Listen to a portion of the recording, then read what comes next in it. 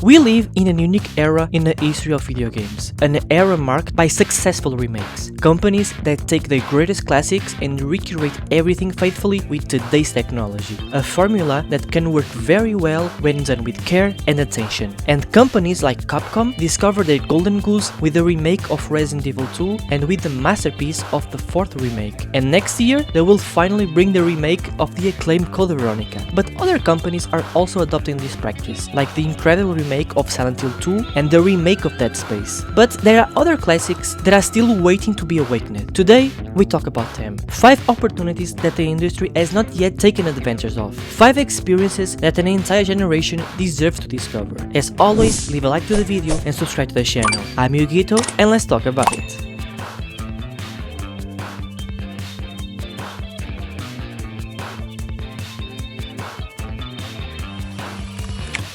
In 1999, Capcom had just redefined survival horror with Resident Evil, and Shinji Mikami, the same man behind it all, returned with a simple and intriguing question. What if instead of zombies, they were dinosaurs? Dino Crisis wasn't just a Resident Evil clone with a different skin, it was a deliberate and intelligent evolution of the genre. Where zombies were slow and predictable, dinosaurs were fast, intelligent, and relentless. Where Resident Evil gave you time to breathe, Dino Crisis didn't. The tension was constant, the danger was real, and the feeling that any mistake could be your last was permanent. You play as Regina, a special agent sent to a secret facility on a remote island to rescue a scientist. What she found inside was a prehistoric nightmare that had went out of control. Velociraptors that hunt in packs, that learn your patterns, that appeared when you least expect them, and the T-Rex that turned every open corridor into a race for life. The game was a huge success, the sequel was well received, and for me was the best one. And then, silence. Dino Crisis 3 was a disaster that buried the franchise. Capcom stepped away, the dinosaurs went to sleep, and for over 20 years, fans waited for a return that never came. But consider this, we live in a world where Capcom rebuilt Resident Evil 2 and 4 with extraordinary results, where technology allows for the creation of dinosaurs with a detail and presence that was unimaginable in 1999, where the survival horror market is more alive than ever. All Dino Crisis needs is someone within Capcom with enough courage to open a drawer, dust off an idea that has stood the test of time, and ask, what if? The answer is plain for all to see. Regina deserves to return, and we deserve to have her back. Rick, now!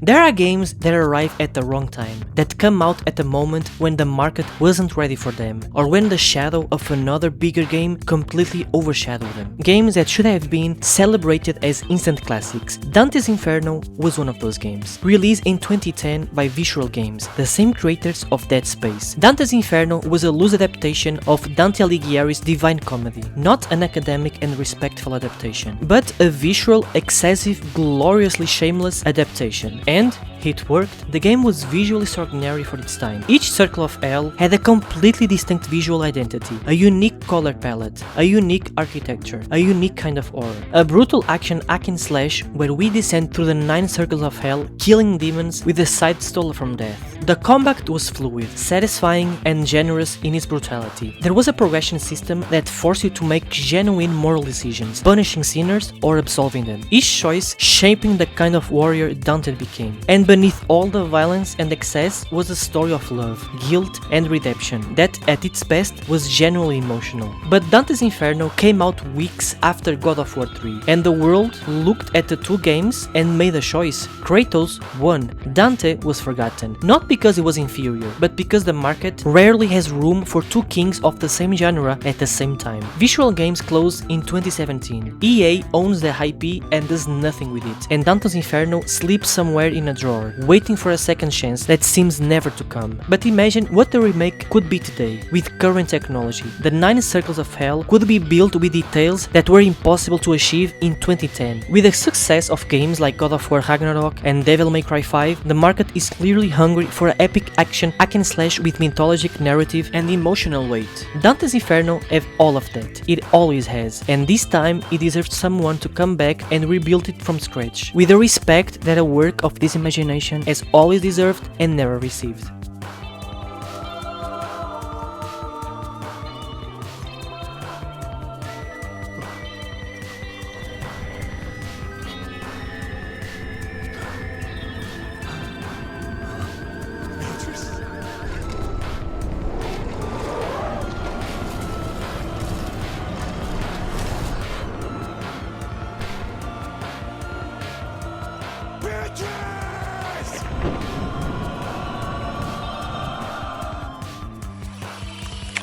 There are games that the industry isn't ready to replicate, not for lack of talent, not for lack of technology, but because what these games say, and the way they say it, is uncomfortable on a level that no marketing department knows how to sell it. Manhunt is one of those games. Released in 2003 by Rockstar Games, at the height of its most provocative and fearless phase, Manhunt wasn't just violent, it was a statement, a brutal critique of spectacular culture and the way society consumes the suffering of others as entertainment as long there's a camera filming. The premise was simple and disturbing. James Earl Cash, a death row inmate who believes he has been executed, wakes up in an abandoned city called Carcer City. A voice in his headset tells him that he's still alive, that he's being filmed, and to stay alive he has to kill in the most creative and brutal way possible, because there's an audience to watch, and the audience wants spectacle. There are no heroes in Manhunt. There is no easy redemption. There is no comfortable distance that most action games create between the player and the act of violence. Manhunt forces you to think and choose, and then show you exactly what you chose. No cuts, no filters, no camera looking elsewhere at the crucial moment. It was uncomfortable, intentionally, and simply brilliant. The stealth system was tense and elegant. You hid in the shadows, controlled your breathing, waiting for the right moment. Each execution had levels of brutality. You could be quick and clean, or you could wait longer in the shadows for something much more disturbing. The game rewarded patience and punished impulsiveness. Manhunt was banned in several countries. It was accused of inspiring real crimes, accusations that were never proven, but the press loved to repeat.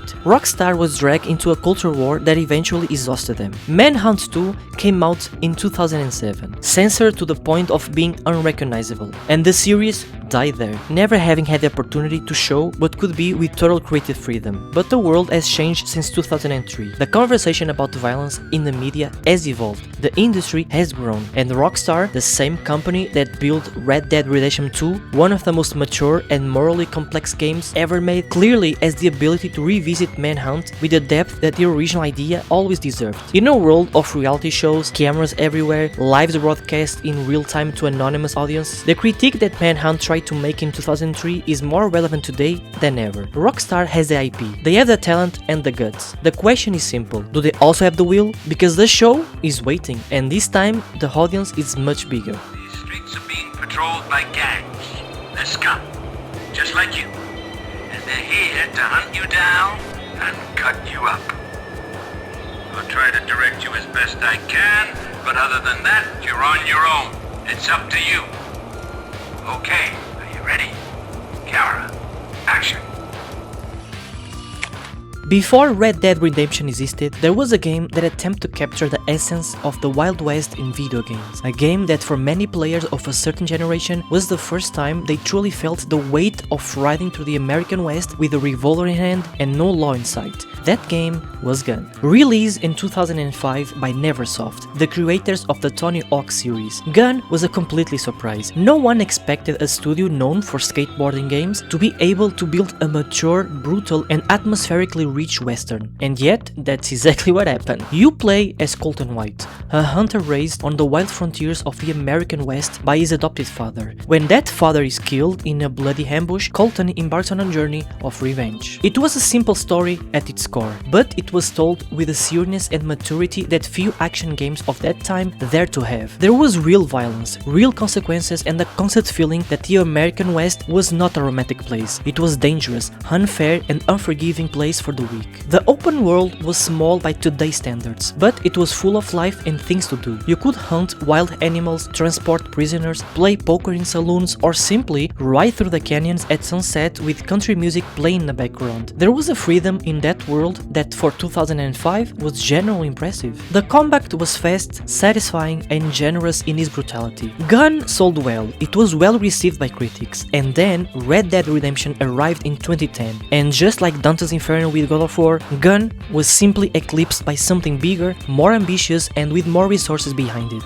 Activision owns the IP, and as with so many other classics on this list, it does absolutely nothing with it. But imagine what Gun could be today, with the level of detail of Red Dead Redemption 2 applied to be more focused, more linear and with a more cinematic story. With the Colton White rebuilt with the depth of a character that current technology allows. With the American West built with the obsessive attention to detail that today's gamers expect. Gun never had the resources or the ambition of scale that Rockstar brought to the genre, but he had something that bigger games don't always manage to have: a clear identity, a straightforward story, and the Western world that stayed in the memory of an entire generation. The West is full of untold stories, and Colton White's story is one that deserves to be retold, this time with everything it always deserved to have.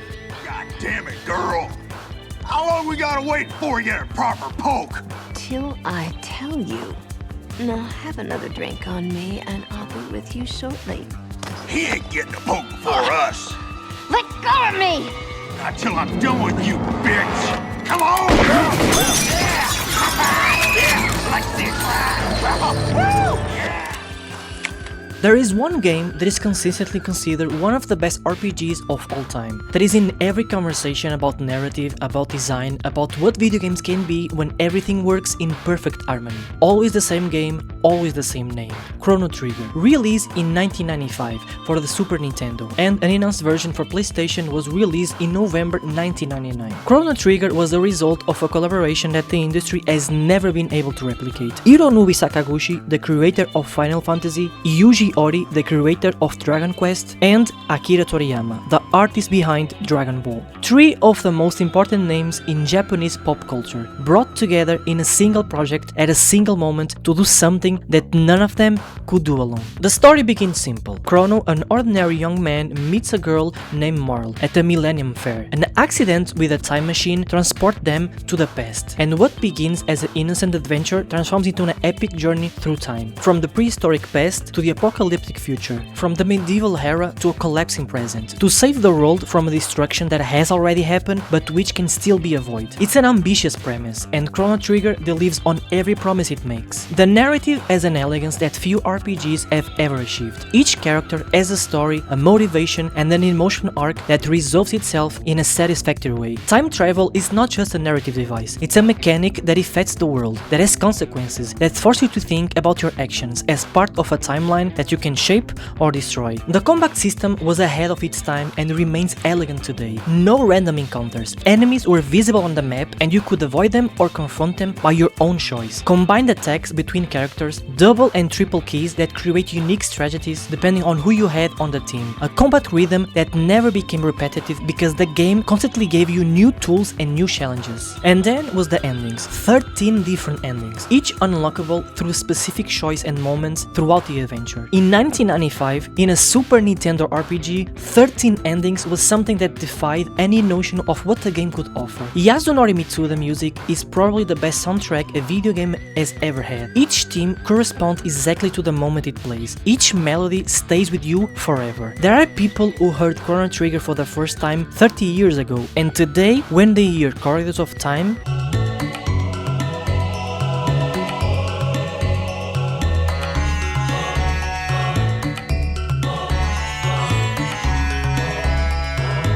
or Frog's theme, feel something in their chest that they can't explain but recognize immediately. That's what perfect music does. Square Enix owns the IP, and for 30 years it has done enough to keep Chrono Trigger alive. Ports, remasters, digital re-releases, but never a remake. Never the complete remake that the most important work in its historical catalog clearly deserves. Square Enix has the resources. They have everything except a reason to keep waiting. And we, those who love this game, those who grew up with it, those who have recommended for decades for everyone we know, have waited long enough. Chrono Trigger deserves to return, not as a memory, not as a nostalgia, but as a living experience, as the game it always was, and which with the right tools can be again for an entire generation that doesn't yet know what is missing.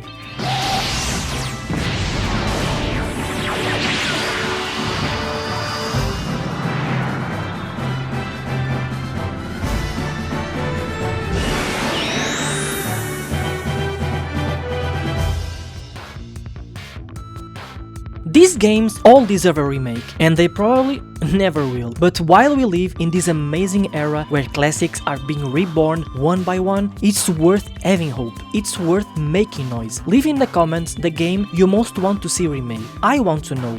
And who knows, if we make enough noise, someone on the right side might end up listening. Don't forget to leave a like to the video and subscribe to the channel. Thank you for your company, I'm Yogito, and I see you in the next video.